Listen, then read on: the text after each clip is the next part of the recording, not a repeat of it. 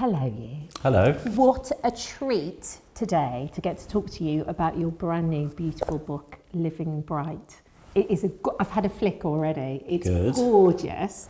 But for anybody who doesn't know your career up to this point, could you give us a brief rundown? Well, I guess I started my career in 1997 and I started in fashion and I made a collection. I left St Martin's, I did my degree at St Martin's and I left there and decided to do my own collection at London Fashion Week. It was a collection called Electric Angels. It was iconic. Yeah, well, thank you.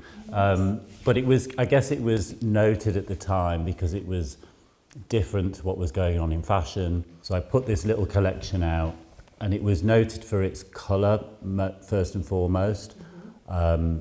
Kind of quite toxic, almost jarring, clashing colours. They were worn by Kate Moss, Jade Jagger, Helena Christensen. Yes. And then overnight it just became a pretty noted part of the British fashion scene.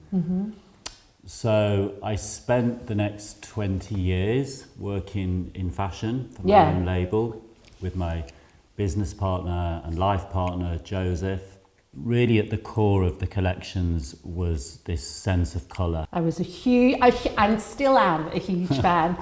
Yeah, no, it's nice. I have fond memories of it. We had such great moments throughout that career. Yeah, you had this immense career. What prompted the move from fashion into interior design? I mean, obviously you have an aesthetic and you love beautiful things and you have great taste, but what prompted the move? I think it was two things. It was partly the sort of digital age that was coming to the fore. That was something that I felt less in control of and less comfortable in, I suppose, than that personal interaction that went prior to that. So I was engaging less and less with people. More than that, I think it was 20 years is a long time to be doing the same thing. And fashion is a very cyclical, relentless industry. I wanted to do something where I could engage more with people and have more of a personal approach. And I've always loved interiors. It's been a dual sort of passion as well as alongside fashion.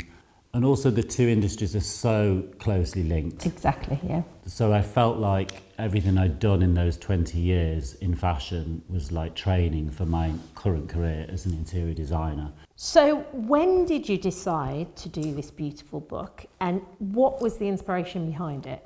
It came about a few years ago. I was approached by Thames and Hudson, who thought there was a book in me. I had a book in me. So I was very flattered. The inspiration for it was really this idea of colour and the fact that it's probably the thing that I'm most known for, and it's the thing that I feel most equipped to kind of put down on paper and explain. It's not really a book about rules or colour theory or the science of colour. There's tons of books already about that.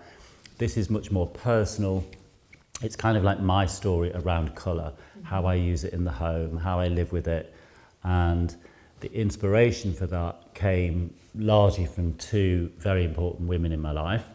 And the first one being my mum. She was the catalyst for my career, really. She's an exquisite human being. Yeah, she's a very stylish lady. Maureen Williamson is immaculate, always. She used to do things like garden parties at home. I remember once everyone was in the back garden, it was a sunny day, and I noticed everyone was in grey or black or beige, and it was very sort of, I guess, dull in terms of the palette.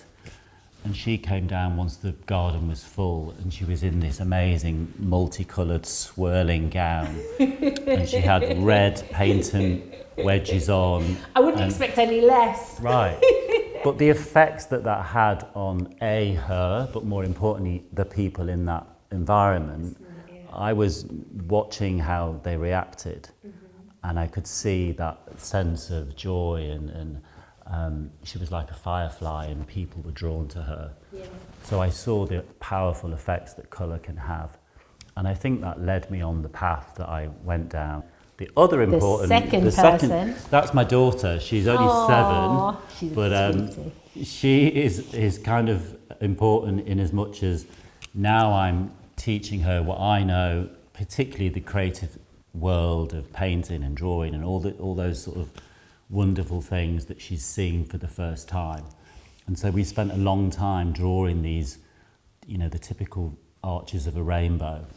And as the book was coming together, I thought that's what I could do. I could split each chapter into a colour and talk quite in depth about that particular colour. Yeah. So it helps the reader to sort of instinctively gravitate to the colour that they feel, you know, it's sort of easy, it's an easy breakdown of the rainbow, if you like. Yeah. So you can zone in on the colours that you like. Can you give us a little bit about each colour, maybe, and how you would like the reader to interpret what you've written? Red for me is the first colour in the book, and I talk about a jacket I was once given, this ruby red velvet jacket, which is still very precious to me, and how I rented my first bedsit in London, and I decided to paint the walls, even though you weren't allowed to, in this glossy lacquered red,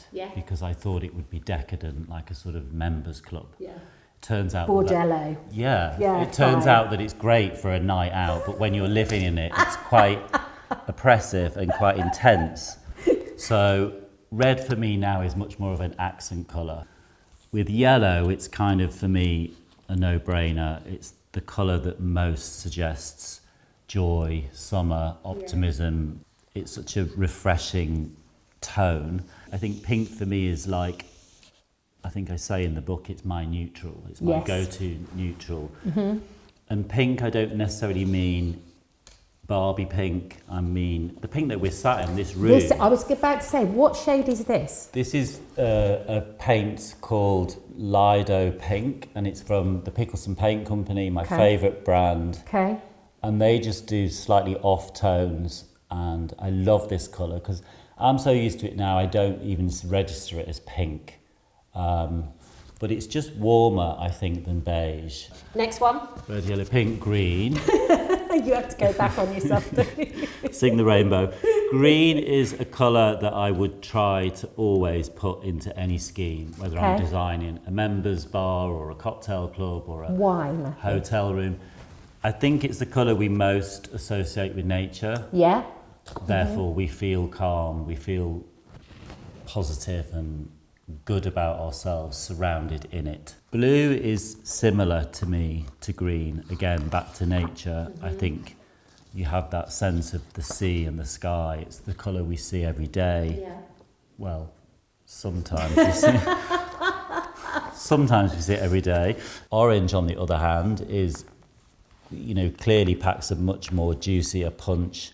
And again, a bit like red, I'd probably use it as an accent colour. It's the colour that I associate most with the 70s, which can be a bit polarising, but I love that style. Me too. And I've left my least favourite colour till last. Purple. I think. Why? What's purple done to you? Well, it's a good question. Purple for me is a colour that I struggle with. I don't like red wine. I don't like aubergines. I don't like red grapes. I don't like blueberries. I don't know what that's supposed to say, but I don't. And so I can't see, I don't have a purple garment.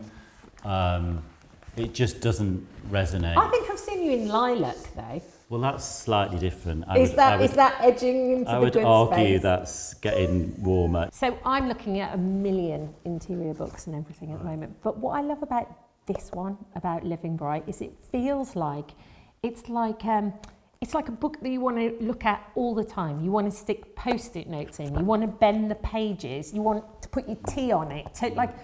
You want to flick through it, and it's like a guidebook. It's a handbook. It's not really meant to be a precious coffee table book that you never touch.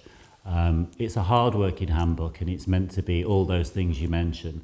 And it's really just to show the reader that they can do what they want to do. They don't have to sort of follow a trend. They can find their own journey through colour. This is super clever, and I've not seen this done in any other interior books that I've ever looked at. And I'm looking at a lot at the moment because I'm doing the house. And when I had a look at this for the first time, you showed me the front of it, and I thought, what, that is a really, really smart way of starting a project. Because sometimes when you start something, it can feel so huge, you almost don't even know where to begin. And then you had the idea of doing this. There's an overwhelming amount of information, even just on colour alone. So, you know, with the phones... Well, you're just constantly bombarded with imagery, and you almost can't see the wood for the trees sometimes. Yeah, so it's sometimes quite good to sort of return to what it is that you love and try and unearth what those things are. Yeah. So I start with a client with 20 questions. Yeah. And they're very basic questions. They're, you know, example, like, what's your favourite hotel? Do you have a style icon? What's your favourite decade? Your most treasured possession? Etc., etc. And these questions are meant to be answered instinctively, quite impulsively. I don't really want you to labour over it. Don't think about it too much. Don't try and make it cooler than it is. Just what are your favourite things? And with each answer you give, I would then find an image of said answer. Yeah. And then I would collage those images that you could do this with your partner, it could be alone. Yeah. It's quite fun with a partner to see the two come together. And then you collage all those images onto a board, and that to me is your design DNA there in front of you. And so if you could give anybody a piece of interior advice, what would you give them? It would be to not overthink things and not try and do things because you think they're what you're supposed to be doing. I think the only person that you need to please in your home is yourself. So why not look at what it is you love, and essentially that there are no rules. Yeah. I don't think you should be limited by what you think is the right thing to do. Yeah. Go with your feeling. It's about how you feel in a space, not necessarily how it looks. You want to feel good about the space you're in. Well, the book is absolutely gorgeous, Matthew. Well done. Thank you. You must be really proud of it. Super proud. There's a proud moment when your book comes out. It's out now, and it's called Living Bright.